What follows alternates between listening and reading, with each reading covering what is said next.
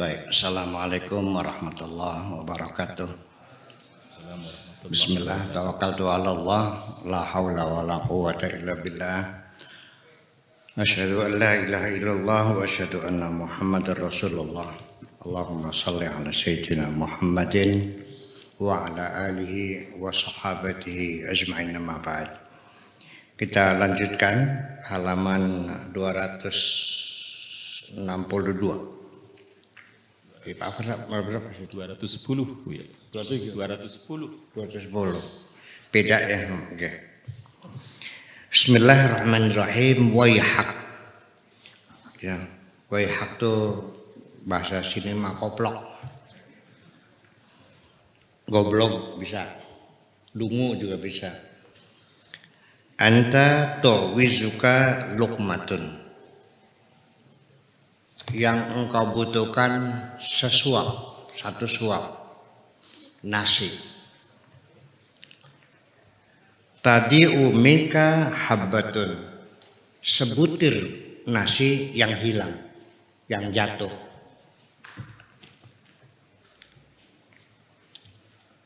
Awiyan kasiru laka arodun, atau juga karena pecah, rusak hartamu, kerusakan, mobilnya tabrakan, gitu, kaca pintunya pecah dan lain sebagainya. Taqumu qiyamatuka, kiamatmu menjadi bangun. Apa nih? Artinya taqumu qiyamatuka, kiamatmu bangkit.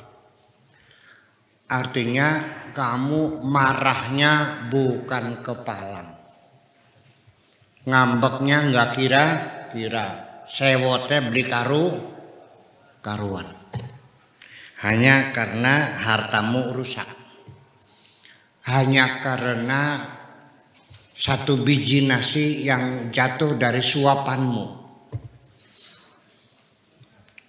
Ini maksudnya. Wa ta'taridu 'ala Allah azza wa jalla, dan engkau melawan Allah, marah kepada Allah karena ada satu butir nasi yang jatuh dari suapanmu dan ada harta bendamu yang rusak sedikit. Kau sudah marah bukan main, ngelawan Gusti Allah sehari-hari. Ini apa yang dikatakan Syekh Abdul Qadir Jailani benar, realistis, bukan katanya. Kamu diberi kenikmatan 1 miliar. Seneng gak dapat duit 1 miliar? Hilang 10.000. Ngamuknya gak kira-kira, sampai 1 miliar itu hilang dari pikiran. Nah, itu. Atau hak milik kita rusak. Seorang petani setiap tahun nanam padi dan berhasil panen. Sekali-kali Allah mencoba tidak panen, pingsan di tengah lengan.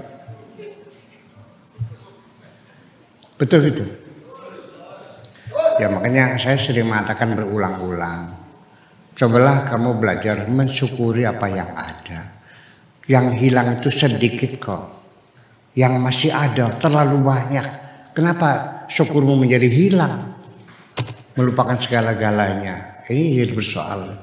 Terus menyalahkan lagi, menyalahkan Allah, menyalahkan situasi, menyalahkan kondisi, menyalahkan anak, menyalahkan istri, menyalahkan dan menyalah-nyalahkan. Terus sehari-hari seperti itu. Ini makanya waihak, goblok kamu tuh. Sekarang begini, Pak Afkar saya kasih uang 100 miliar. Tapi tolong yang 99 miliar bagikan kepada orang lain, mau nggak? Nggak mau ya, gue belum. Kalau kamu bagian 99 miliar, kamu dapat berapa? Tapi kamu menolak. Mau bakal beli kabel mah. Padahal Allah kan tidak begitu. 100 miliar yang kau bagikan hanya 2,5 miliar. Ya itu hak mereka. Ini pakar rezeki buat Anda 100 miliar. Tolong yang 2,5 miliar bukan hak Anda, haknya orang yang miskin dan menderita. Tolong bagikan kepada mereka. Enggak mau aja. Semua. Kan seperti itu. Betul nggak? Ada nggak orang yang tidak mau keluarin zakat?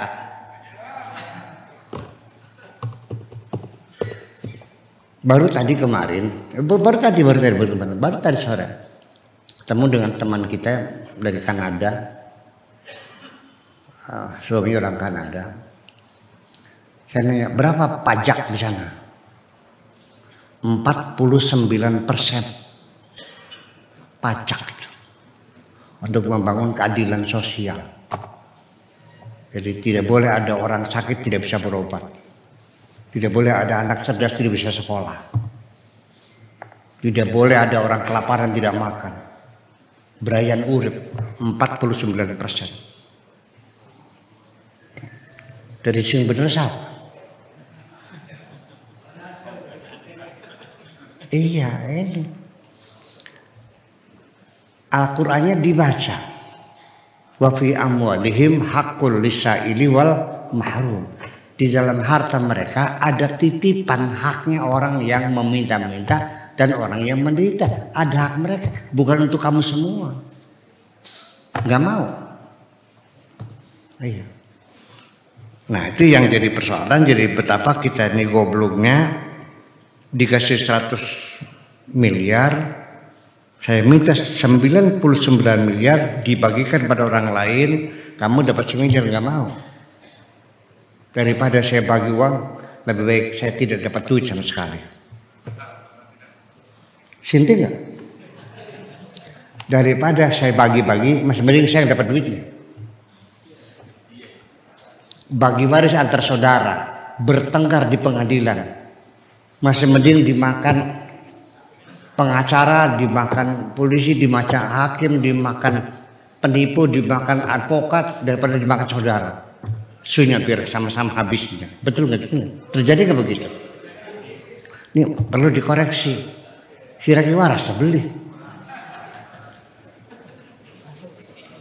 Ini teguran dari Syekh Abdul Qadir Al-Jailani kepada kita. Ya, cobalah sadar.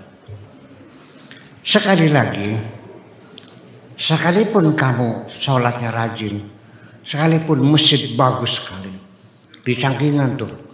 Bagus sekali mesinnya, sepanjang Karangkampen tuh, ya Kertas Maya sampai awan namanya sampai Raja Menangun sampai masjid bagus semuanya, rajin semuanya. Tetapi kata Allah, agama bohong. Kalau ibadah sosialmu kau abaikan, sekalipun ibadah ritualmu hebat, ya ramai orang azan, tadarus segala macam. Ya gerada geruduk beli buku kan. Ya umroh lagi ya. Setahun 2-3 kali umroh. Ya sholat berjamaah 5 waktu. Tapi ketika ibadah sosial mau kau abaikan, masih banyak anak yatim yang terlantar, orang miskin kelaparan, agamamu bohong. Ngandel deh. Bukan kata saya kok. Kata siapa? Kata Allah. Ngandel beli, terserah. Ngandel serak beli wis. Gitu. Dia kalau lagunya bagaimana? Dibayar nggak sholatnya? Dibayar. Dengan apa? Dengan well. Fawailul lil musallin. Gitu. Wa ta'taridu 'ala Allah 'azza wa jalla. Dan kau melawan Allah, tukhriju ghaidhaka fi darbi zaujatika. Kau muntahkan kemarahanmu kepada istrimu. Sawas yang beli tadi sih ditampaki rabinya. Bener apa dulu?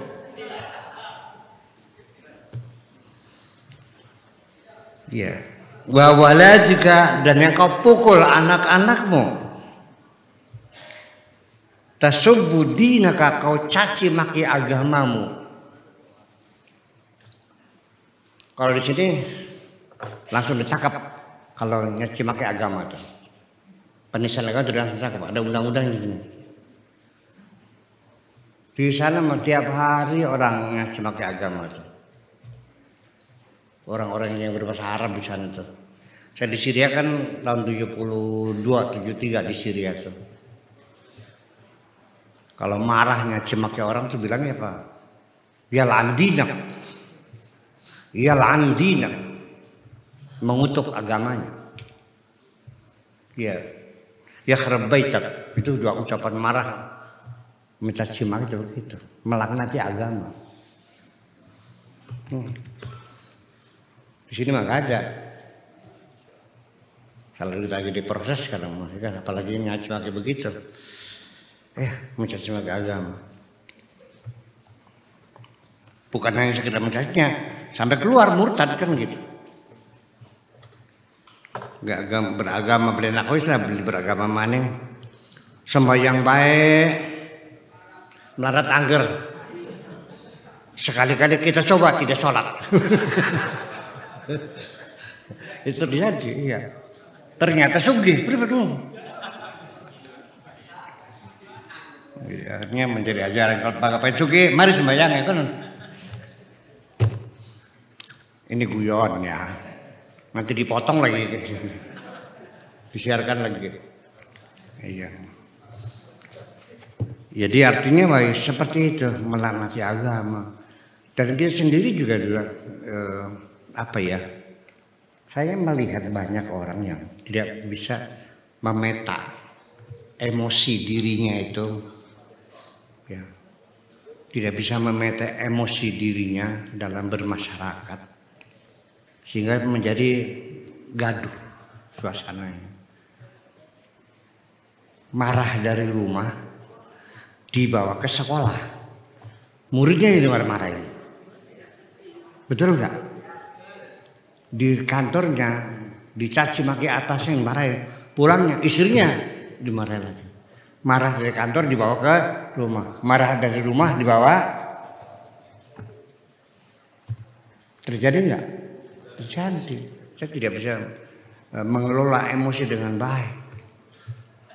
Lalu apa salahnya anak dan istrimu? Kok ujuk-ujuk langsung berdalam banting pintu, ngomong keras-keras, tampak sana tampak sini, urusannya apa? Emosi dari kantor cuma di kantor, jangan bawa pulang dong. Nah ini kata Syekh Abdul Qadir Jailani seperti itu. Ini kita lanjutkan lagi. Wa nabiyyaka, dan nabimu juga mencaci maki nabinya juga. Itu kelakuan begitu. Lau kunta aqilan, andaikan engkau berakal sehat, andaikan engkau berakal, andaikan engkau berakal sehat, lamona cerdaskah, min ahlil yaqzati, termasuk golongan orang yang sadar, wal muraqabah, dan selalu sadar dalam pengawasan Tuhan, la kharasta baina yadaillah, pasti engkau akan terdiam membisu di hadapan Allah Subhanahu wa ta'ala. Kamu akan merasa malu berkeluh kesah kepada Tuhanmu.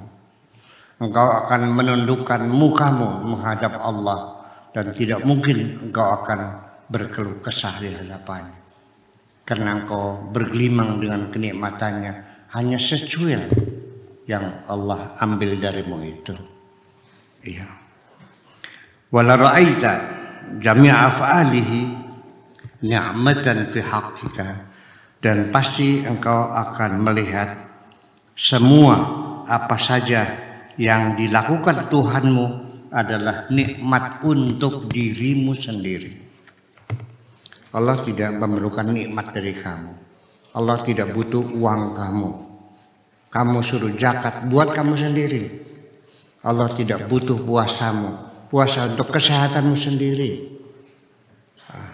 Allah minta uang kamu untuk sedekah, infak miskin. Bukan butuh hartamu untuk keselamatan dirimu sendiri supaya tidak dijahati orang. Iya. Ini kan teori seperti itu. Kalau iya teori ini tidak realistis, kenapa di dunia memaksakan segala perusahaan-perusahaan ya harus memberikan kepedulian sosialnya? Namanya tanggung jawab korporasi terhadap masyarakat sekitarnya, yaitu 2,5%. Baik bank, baik Pertamina, baik semua perusahaan itu 2,5%. Itu harus ada kepedulian sosial. Betul nggak? Betul nggak? Berarti kan benar teori itu. Sebelum ada manajemen dunia yang modern, Islam sudah mengatakan 2,5%. Itu untuk perdagangan ya. Kalau pertanian mah 10%. Iya. Kalau airnya irigasi teknis ya 5%. Itu namanya corporate social responsibilities. Tanggung jawab sosial perusahaan itu 2,5%. Sudah dijelaskan di sini. Kok jadi enggak? Kenapa umat Islam enggak paham seperti ini? Ya itulah. Sekali lagi kita terjebak dalam beragama ini hanya kepada ibadah-ibadah ritual dan seremonial. Ibadah sosial dianggapnya bukan ibadah, nggak ada pahalanya, betul nggak? Kalau aqua biasa nggak ada pahalanya. Kalau zam-zam, kalau makan buah mangga merasa ada pahala nggak? Kalau makan korma, kalau pakai sarung ngerasa sebagai orang Islam nggak? Enggak. Kalau pakai jubah seperti itu. Begitu keluar zakat, jauhin pada ustadz-ustadz yang guru ngaji nahu, sorof, balaghah, bahasa Arab. Ya, kalau yang ngajar matematika dikasih zakat enggak? Itu bukan agama. Seperti itu kejamnya umat Islam. Iya, agama kita dirobek-robek. Iya, yang sekarang disebut dengan Almania. Sekularisme. Jadi sebetulnya siapa yang sekuler? Kamu atau saya yang sekuler? Ayo sama. Ya kami sekuler. Iya. Menuduh negara kita sekuler. Mana sekulernya? Coba lihat anggaran belanja dan pendapatan negara. Ada nggak dana yang dialokasikan untuk urusan agama? Masjid, madrasah, pesantren, guru agama, ada nggak? Ya berarti tidak sekuler dong. Sekuler itu kalau urusan agama dibiayai sendiri, bukan urusan negara. Itu sekuler. Gimana lagi? Jadi Anda menghitung cara membaca sekulerisme bagaimana? Ya beri paham orang. Iya kan? Sholat diurusin, zakat, haji, puasa, sekuler itu. Jadi saya paham mungkin yang dimaksudkan negara sekuler ketika tidak menerapkan potong tangan bagi pencuri, ketika tidak menerapkan rajam bagi pezina, ketika tidak menerapkan hukum pancung yang tidak sholat, ketika tidak melaksanakan bunuh orang yang tidak zakat, ketika tidak melaksanakan dipodari orang yang beli puasa, itu sekuler. Itu mungkin maknanya. Barangkali begitu mungkin. Ya, hebat kan? Definisinya hebat kan? Ya, negara kita sekuler. Negara Indonesia sekuler bukan? Ya bukan dong. Ketika negara menyisakan, mengalirkan dana keagamaan, berarti bukan sekuler dong. Sekuler itu agama urusan pribadi kamu. Negara tidak bertanggung jawab membangun masjid, ngurusin masyarakat, tanggung jawab itu urusan pribadi, itu sekuler. Paham ini?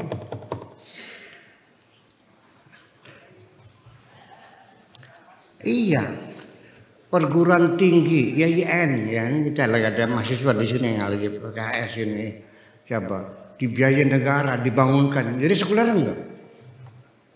Nah, itu persoalannya.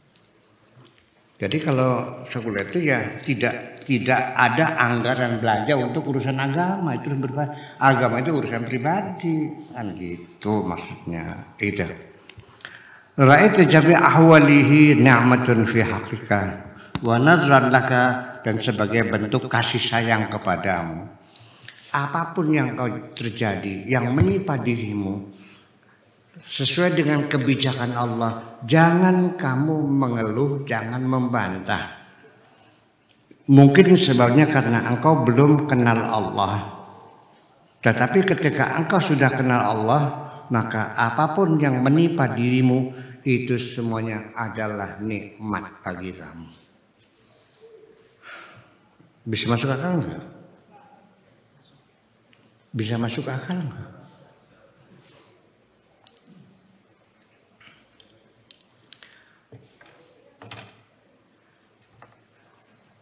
Iya. Mau saya ulang cerita lagi. Diselamatkan oleh Allah, kitanya marah. Mau ke Amerika, mau nekan kontrak, ya, bikin mebeler di Amerika sebesar $1 juta, sekitar 15 miliar lah. Mau berangkat ke Amerika, mobil taksinya itu di Jalan Cengkareng itu macet, mogok karena bannya kempes, mau ganti ban serepnya kempes, nyetop taksi nggak ada yang berhenti, akhirnya tidak jadi berangkat. Gagal nggak? Berapa kegagalannya tuh? 15 miliar. Supir taksi digebukin nggak? Marah kan, gara-gara kamu saja gagal. Begitu dia mendengar 1 jam kemudian pesawat yang dia tumpangi ternyata jatuh di Kolombo, baru dia bilang alhamdulillah, kalau tidak gara-gara ban kempes gue sudah mod. Nah, karena kamu tidak tahu jadi kamu marah, supir taksi kamu gebukin. Jadi kemarahanmu adalah karena ketidaktahuan, kan begitu. Nah, jadi artinya semua apa saja ketika engkau tidak menerima ketentuan Tuhan adalah kembalikan kebodohanmu sendiri, itu aja. Oke, terima kasih, itu aja. Assalamualaikum warahmatullahi wabarakatuh.